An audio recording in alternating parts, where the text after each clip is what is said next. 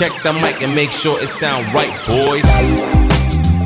Welcome once again to Hang On Supi, a show powered by Scarlet and Gray Sports Radio. I'm your host, Caleb Supi Spinner, and today I'm joined by a member of the Ohio State football team. It's the tackle, Quinton Burke. Quinton, how you doing? Doing good. Happy to be here. It's always awesome to get to talk with Ohio State athletes. You were one who's just starting to make his name at Ohio State, so I'm excited to get you out here and get our fans and our listeners knowing who you are before the season. Absolutely. So I want to talk about, we're going to talk a lot about the football program at Ohio State and your career with football, but I want to get to know the man behind the lineman, if you will. Before football ever entered the picture in your mind, you wanted to go to Ohio State as a student. What brought you to Ohio State? What made you want to go to that institution over all others? So, as a kid, we always grew up Buckeye fans. I've lived in Lancaster, Ohio my entire life, which is 45 minutes from here. My mom graduated from here. My uncle graduated from Newark campus, and we watched Buckeye games every single week. We rarely missed one, and it's something that I grew up with. I wanted to become a student here. I just wanted to be here rather than any other school. I always wanted to be a vet. So growing up, I knew Ohio State had a great vet program, and that just drove me to come here no matter what the opportunity was that I had elsewhere. We've heard that from previous athletes we've talked to, is about the culture that Ohio State has, both surrounding the athletic programs and just surrounding the university, the vibe that Columbus has that makes you want to succeed both in the classroom and on the field, pitch, hard court, whatever you're talking about. In your Lancaster season interview, you brought up your love for veterinary sciences, and now you're going to be majoring in zoology. How did the faculty and the staff at Lancaster help you develop that dream and turn it into your major and help get you ready for that academic pathway? So at Lancaster, we're lucky enough to have a career tech building connected to it. And so we've got STEM programs, we've got agriculture programs. And so when I explained what I wanted to do, I sat down with multiple staff members and I told them, this is what I want to do. And then we set out a plan, because they set me up with like courses I should take at Lancaster, stuff I should look into. And so luckily I was able to take some STEM classes, get some like biology, more knowledge on that. And then during my senior year, they brought on 2 classes, zoology and botany. And so I was lucky enough to take the majority of that before school shut down because of COVID. And it was just, that really pushed me to know that that's what I wanted to do, was learn about animals and then work with them. And I want to take a side note off of this route that I've been taking us on with our conversation really quick to touch on something. Speaking to why you came to Ohio State, I remember when I was researching you and who you were, I noticed on your Twitter the committed graphic that was put out to you. And when you see Ohio State, or when you see other colleges tweet out about their athletic commitments, you always see committed in the top. But with Ohio State, it says committed to the brotherhood. And this brotherhood, this community of Scarlet and Gray, is something we saw with Urban Meyer when he came to the school. And now we're starting to see even more of it with Coach Ryan Day here. How have you seen the brotherhood in full effect in the locker room, at practice, in the spring game, which we'll talk about later in this episode? How have you seen that bond and that community in effect during your short time here with Ohio State? Starting out, I know for freshmen like myself, it's very stressful when you come into this huge, like, it's known around the country. And so eyes are on you, expectations are on you, and you look up to these players that are ahead of you, and it's kind of scary. And so luckily everybody brought me in with open arms. There was everybody's got a common goal, and they're not going to tear you down to try and reach that goal, but rather boost you up. And so that's what it is constantly. It's just constantly everybody's boosting you up. Everybody's just there for you. It is a brotherhood. There's nothing like it. I feel like also subconsciously that speaks to the level of talent that the program has, that somebody doesn't need to tear down somebody that they feel threatened by because they're just as confident as their own abilities, and that they want to get that next man up mentality. So when they graduate or when they transfer, whatever the case may be, there's a perfect replacement there to keep the strength of the program where it is or even make it better. Now we'll flash back to Lancaster. I had to bring that up because that was something that I thought was just huge, not just with Ohio State football, but with Ohio State athletics in general. During your time at Lancaster, you eventually decided to join the Golden Gales football team. When did you decide to do that, and what brought that decision out? So I was always playing football. I played football since fourth grade. And so I just knew that high school ball was along the track because I loved playing it. I progressively got better. And so I just knew that I had a love for football. And so there wasn't an option where I wouldn't play at the high school level. I had to keep going with it. I had to prove myself. I had to just get better because it was a love for the game. And when you came into your freshman year of football, it wasn't really a star move for you. You weren't really making your name known with the team. It was a little bit uncertainty from what I've read and what I've understood about this, but it was something to take away from class. So it was another thing competing with class. We know you were an excellent student, 4.3 GPA going into your senior year. How did you balance those two things? So football was, luckily I was able to I had most of my schoolwork done during school. I would go to football and then I would just work the rest of the night until all my assignments were done. And it was tough because there's just so many things I was involved with school that it kind of didn't give me all the time to do my athletics, like go home, take a nap, all that, and then just knock out homework. And so what I would do is I would get done with workouts or so, and then sometimes I would just sit in the locker room and do some homework, knock out what I could, or I would get to the hood early and then just knock out my work. And then, yeah, but it definitely took it took a lot of time and practice trying to balance everything. Now, you mentioned the hood. Is that what you call the weight room at Lancaster? Mm-hmm. Yeah, that's what we call our weight room is called the hood. Yeah. So it sounds like you're finding time, which I think is awesome, is capitalizing on opportunity to not just wait until you get home and then stay into the early hours of the morning doing homework. You took every opportunity, and that talks about time management, something that I'm sure that, Ryan Day is even preaching to you guys for football, not only class time.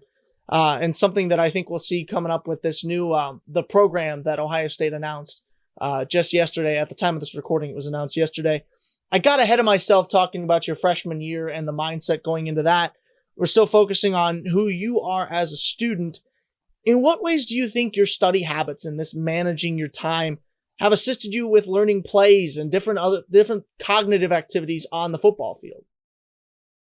On the football field, it's a whole different ball game than what I was used to in the classroom. And so luckily, I was able to pick up on just like little schemes, because from Lancaster coming to here, it's a whole different scheme of what we used to run. So the thing is, I would just pick up on little things that they may be worded differently, but they were similar to what I had in high school. And so I would just pick up on that, and then I would build off that. I would watch all the film. I would take notes in meetings, and it's just like class. You just got to prepare for it, take your notes, and then you got to know the material. Now, from what I've read, I mentioned your freshman year mindset. It sounds like to me that football was more of an activity. It was not going to be something that you had the goal of to do in college at this point in your career. Am I right thinking that? Am I right getting that impression? Yeah, it wasn't until later on that I really had that strive for college ball. And I remember in that same article I read from the Lancaster Eagles Gazette, I believe was the newspaper for it, you mentioned Andy Solt was the guy who put the idea in your head to go D1 for football. What were some of the things he said that got you on that track and made you want to play D1 sports? So there was one practice where it wasn't a good practice. It was kind of slack and kind of lackadaisical. And so he pulled me aside while everybody was getting water. He's like, I'm gonna make you a D1 athlete. I'm like, okay. He's like, do you know what that means? I'm like, no. He's like, that means you're gonna play football at Ohio State or a D1 college. And so from there on, he was always pushing me. He was always in my mind just that I need to be better and I need to do this, because he was the one that really just implanted that and said, I'm going to make you a D1 athlete. And so I worked so hard trying to make him right. Now, he planted the idea in your head, of course, but ideas don't just take shape on their own. Who were some of the other people who came and watered that seed and turned that idea and help it grow into reality?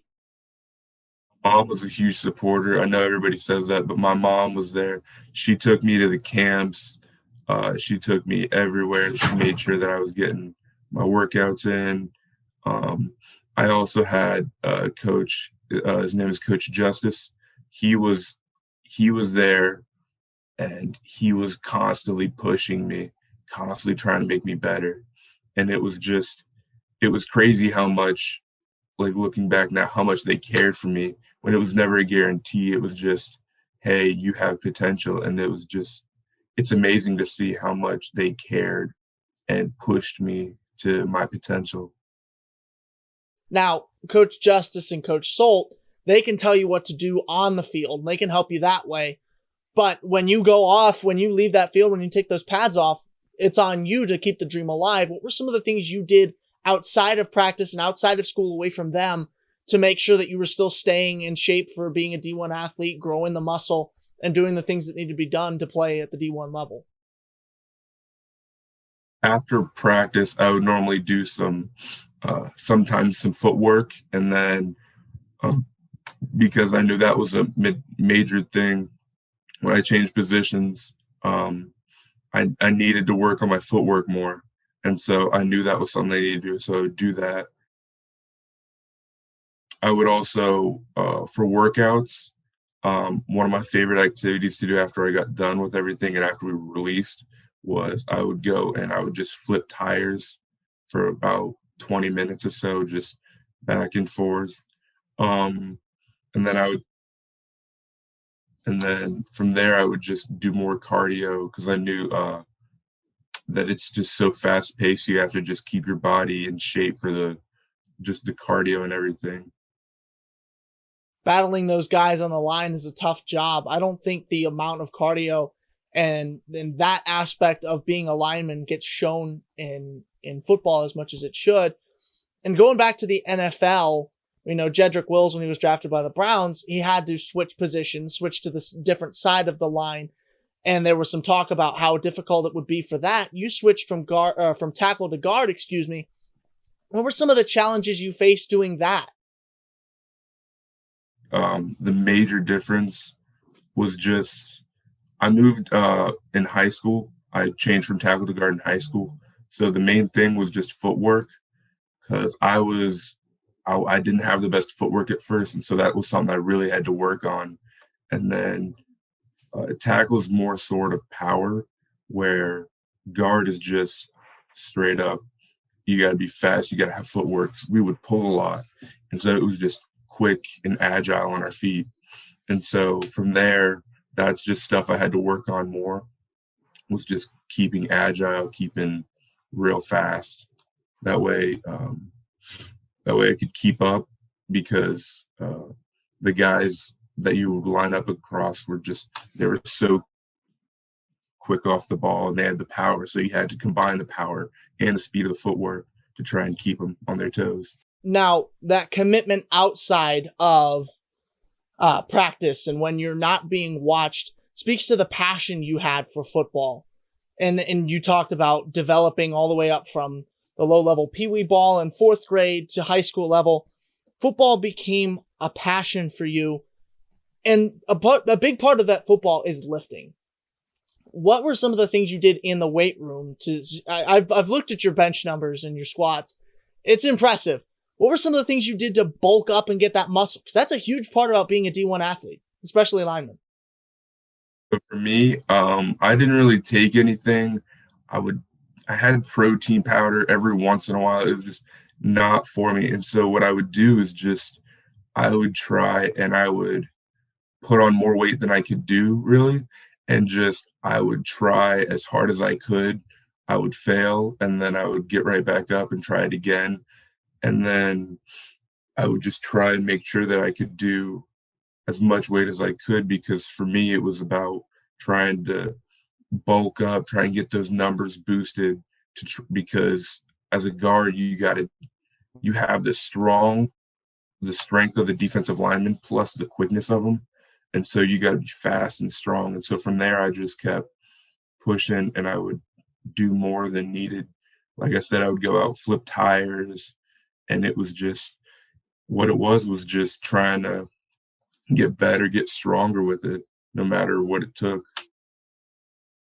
And you got to be strong to engage that guy across from you and also fast when you pull. I watched some of your film from high school. You pulled a lot. And that's something that I also thought was impressive and speaks to your cognitive skills. We always talk about the student and how great your brain is. Frankly, can't find a better way to speak to it. But it's not always when you pull, there's not always a guy who's lined up wearing a sign on his jersey saying, block me, right? There's guys coming from the other levels. There's people who you didn't plan on shooting gaps that do.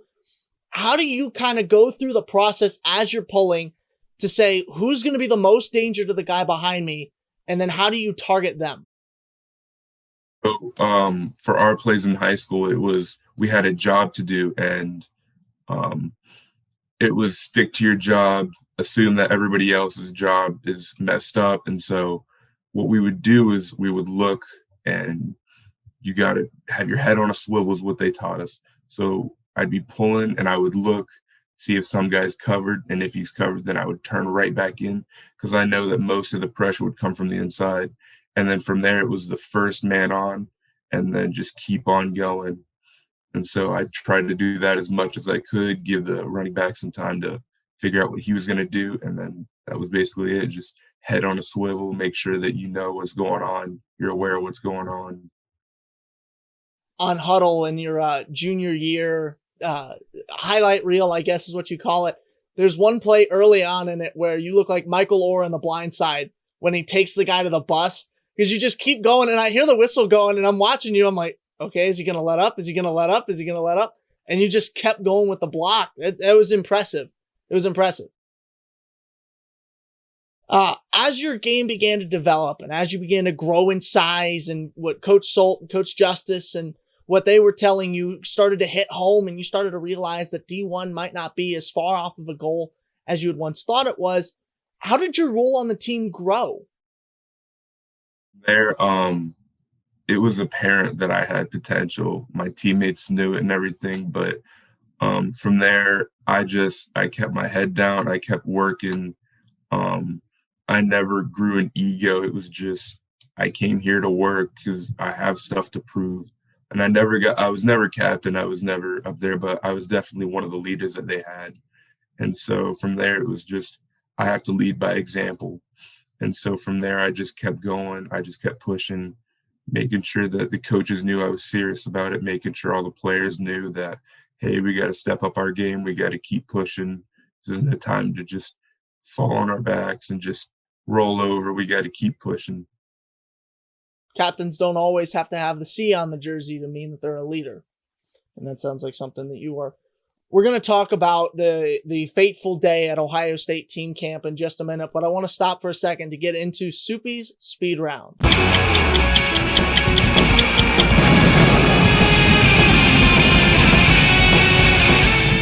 Now, Soupy Speed Round, if you haven't caught on to it by now, if our listeners don't know what this segment is yet, is a play off the 30 questions in 30 seconds. These are a little more thought-provoking, I like to think. There's still some that are just quick answers, but we gave you 45 seconds for this one. There's no competition to see how many you can get right. In a certain time period, we're not keeping track against other guests. We're just trying to get to know you with this segment. So if you're ready, I'll set the timer and we'll get started. Are you set? I am. All right. 3, 2, 1. If you could be any animal, what would you choose? Bear. Name something on your bucket list. I want to go skydiving or walk the Appalachian Trail. Name the first thing you do in the morning. Get up, go brush my teeth, and take a shower. Who's the actor who would play you in a movie?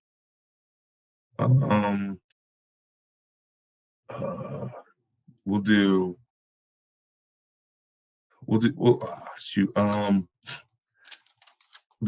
Chris Evans. What gift would you buy yourself if money were no object? Money were no option. I'd get myself a nice big house. That way all my family could live in it with me. And then I bet you this will take us over the limit, but I have to ask this. You're in a hurry to leave, but you see a lone shopping cart in the middle of the Walmart parking lot. Do you put it in the collection area or do you leave it be? Depends on how much time I've got, but normally I would pick it up real quick. Yeah. Bobby Carpenter was one. This is going off track, but Bobby Carpenter was a good friend of mine, and so he always tweeted about shopping carts left alone. So me and my mom always have a little joke like Bobby'd be so mad if he saw that. There's no such thing as off track in a get to know you interview. Okay, some of the best conversations I've had are the side conversations that I've had in these interviews. So I like that you had a tie to that. I always think that's a fun question just to get to know somebody because there's no penalty if you don't put away a shopping cart. It's just something out of the way that I like to ask people. It's just something funny. Chris Evans, good pick there. Bucket list, Appalachian Trail. I respect that. I respect that. And then of course, got to keep up with the hygiene and the first thing you do in the morning. A lot of people, I would have thought when I asked him this question, I thought would have said check socials on the phone. But no, I'm surprised by that. I mean, I do it when I'm like awake, but like from there, I gotta go up. And normally I take a shower to wake up and then I do everything. Morning breath does not have an effect on you, good sir. Absolutely not. So let's get back to our conversation here, because this is something that I really want to touch on, because I think this speaks to the faith that colleges, not only Ohio State, but every college who offered you, this speaks to their faith in you. This speaks to your perseverance through this. There's a lot that you can get from this story, depending on who you are and your life experiences. So as the offers to play college football began to roll in, you received an invitation to Ohio State's recruitment camp. How excited were you to get that invitation? I was pretty excited because this was the stepping stone I needed to try and get on their radar even more than I was already, to try and prove that I had what it was taking. And I showed up and it was surreal. It was like, this is time to go. It's time to show what I've got. Time to give it my all. This was the test that Coach Justice, Coach Solt, and all the time in the weight room had prepared you for. This was it. You were ready to go for it. Now, I'll ask you to tell the story. I've seen it. I've read it. But I want my listeners to get to know this as much as possible. So tell me about the jersey. Tell me about the first half of the camp, and then tell me about that final drill. When we got there, they gave us, you get a shirt with just has a random number on it. Well, not random, but it's got a number on it. And so I was given a shirt that started out with 800. And so as a guy, that's not really good, because the bigger the number, the like lower on their radar you are. And so as we're getting ready to go out, coach is speaking, and then my mom got a text from Coach Barnes, who I was in contact with. He came to visit me in my high school. He ran over and he threw me another shirt to put on, and so I threw it on, and it was number 49, and so that really put me up in the number one group for the O line. And so from there, excuse me, they put me in the number one group. We were doing drills. I was working my butt off. And so I was looking over at some of the other guys, and they were just kind of like bent over, just like trying to catch breath, and they just weren't giving it their all. And so I knew that, hey, you got to give it your all for here. So that's what I had. I went in with this mentality, this saying that I kind of made up for myself, which is you've got nothing to lose and everything to gain. And so from there, I just kept pushing. And so I was getting on their radar. I was going through drills hard as I could. I was getting positive feedback, just making sure that I was doing everything I needed to do. And then the first half went great. We had a little break, getting some water. And so from there, we were doing a side shuffle drill. And so nothing, no contact, nothing. We were doing side shuffle drill, and then my knee buckled, tore my ACL, and just went down, ended the camp right then and there. And that was devastating for you, I have to imagine. What was going through your head as soon as you hear that pop and you know this isn't good? I was devastated. I thought that there goes my shot. I've got nothing left. I gave it my all. I blew my chance. And so from there, they walked me over to the medical tent. And so what I do remember, though, is I had two coaches that I was in contact with, a coach from Akron and one of my great friends, Jimmy Cordell. They were walking me over, and Coach Day had my helmet in his hand.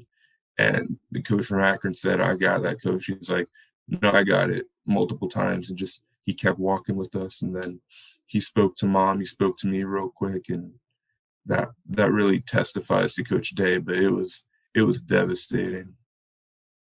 Sounds like he was there to encourage you, and I bet you the fact that he stuck with you for that long, I think he could also tell the severity of what had happened. And before we get on to the spring game and when you actually went to Ohio State, you mentioned the phrase, nothing to lose, everything to gain. We have something we talk about in our household of leave no doubt. Whenever somebody's going back, if when you've retired, let's say you went pro and you've retired, or in my case, being a sportscaster, when people go back and they look back at you and they say, who was the best sportscaster? Who was the best left tackle? Who was the best football player at Lancaster? Who was the best guy at this camp when the scouts look back?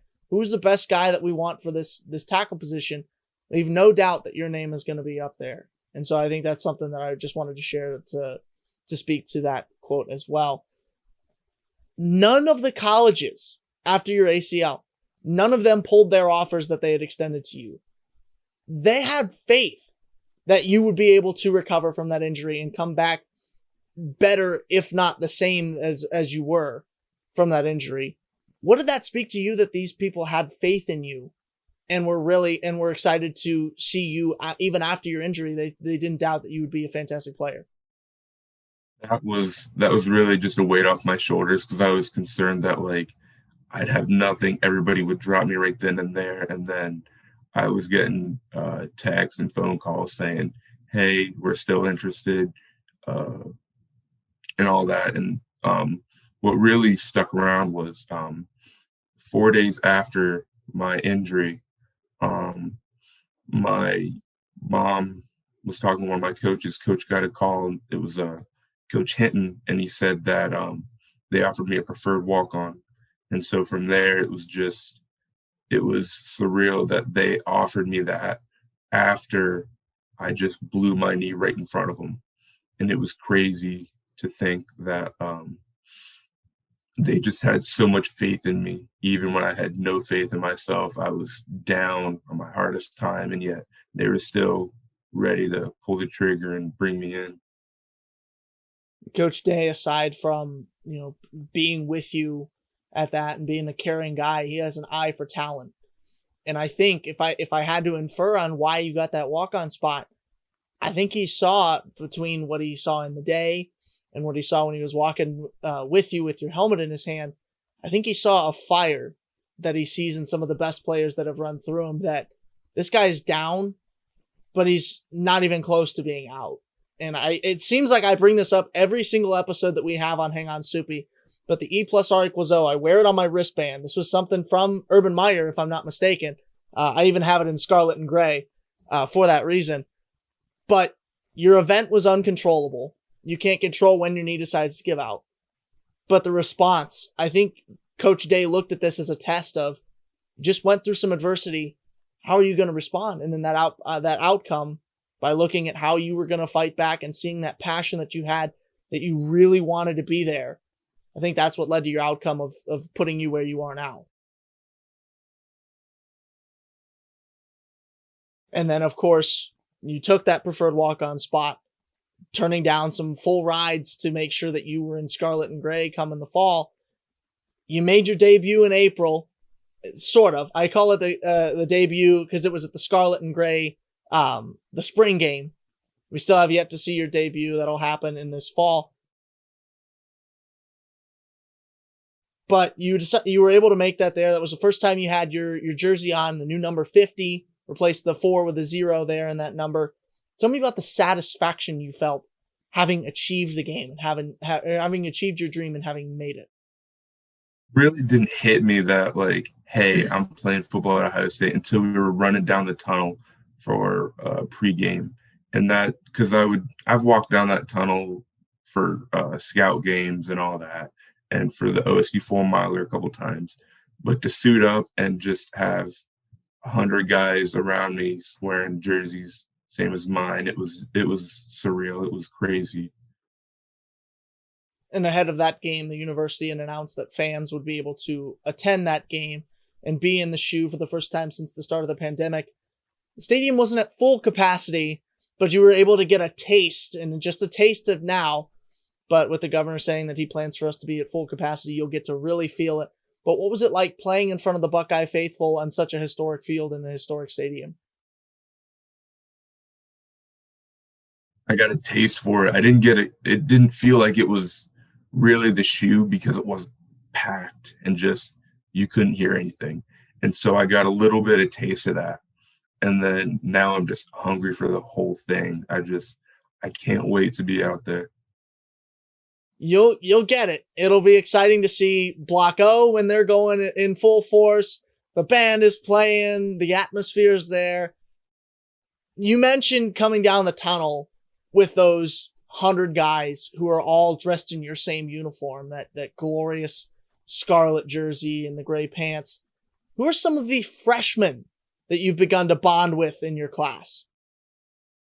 I got 2 buddies, Jack Forsman and Kyle Moore. They're walk-ons like me. They're put in the same situation as me, where we're just preferred walk-ons. And so we were working really hard all the time trying to do that. And then I got another buddy, Andrew Moore. We met at some scouting games a couple of years ago, and we just created a bond.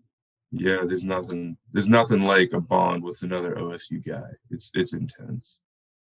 And we talked about that at the beginning of the show, the brotherhood. Sounds like, even though this year has been crazy, I think is the best word for it. Crazy, unusual, strange, whatever you want to say, that you're starting to experience that brotherhood and making those connections of your own that we'll see on the field come the start of this the season in September. And looking at that season, there have been a lot of moves in the Ohio State offense, most specifically people being drafted to the NFL. There won't be Justin Fields anymore. That's the biggest one. How excited are you for Buckeye Nation to see this new and improved offense that Coach Day and the Buckeyes have? I think they're going to be super excited. We got a lot of potential. We got some young guys making moves coming up, and the line is going to look great. They're just so solid guys overall, great guys. And then our backs are going to be, we got some real talent just with the younger class and everything. We've got talent overall, and it's looking so good at practice. It's amazing. Of course, we know of some of the weapons there. Master Teague coming back, Luke Farrell coming back, Chris Olave, of course, coming back. But I'm excited to see the young talent, because those three names that I mentioned, they started off as young talent at one point. And so to see the future of the Buckeyes is going to be something awesome. Of course, your opener is against Minnesota starting in September. Last thing I'll leave you with this, looking ahead once again, what are some of the goals you have set for yourself this season? It's really just get better than I was. I'm still doing some exercises for my knee, but it's a lot better. And so from there, it's just keep getting better. And it's what it is just, it's a drive. You don't just stop when you're halfway there and say, I'm good. You got to keep pushing. You got to push till you're past your destination and then some. And so for me, it's just, I got to keep pushing. I got to get better. I got to get faster, stronger. Just really prepare myself for the next 3 or 4 years, whatever I got left, and just keep getting better, keep making sure that, like you said, leave no doubt in their mind that I'm ready. And so, yeah, that's really all I've got. Quinton, it's been awesome talking with you. Thanks for coming on, sharing your story. Good luck with your season, and we wish you a speedy recovery with your knee so you're back to full strength come September. Absolutely. Thank you. I appreciate it. Make sure you're staying tuned to Hang On Supi. The podcast version of the weekly episode releases Wednesday at 6 a.m. on Scarlet and Gray Sports Radio's SoundCloud channel and at scarletandgraysportsradio.com. And of course, if you like to watch rather than listen to the weekly episode, the video version drops on YouTube and Instagram TV, IGTV, on Fridays around 6 a.m. as well. So there's always something to keep you involved and entertained with Hang On Supi. Let us know what you think of the new look. I switched the logo up from red and gray to black and red. I think it looks fantastic, but let us know in the comment section about that. And make sure you're staying in on our Amazon followers gift card giveaway. Once we reach 800 followers on the Instagram account, we will be giving away 3 Amazon $50 gift cards, one for each month of the summer. So make sure we're getting to that number so we can start giving those away. They're burning a hole in my pocket. We'll see you next week, but until then, I'm Caleb Spinner. That's the show. I'm out of here.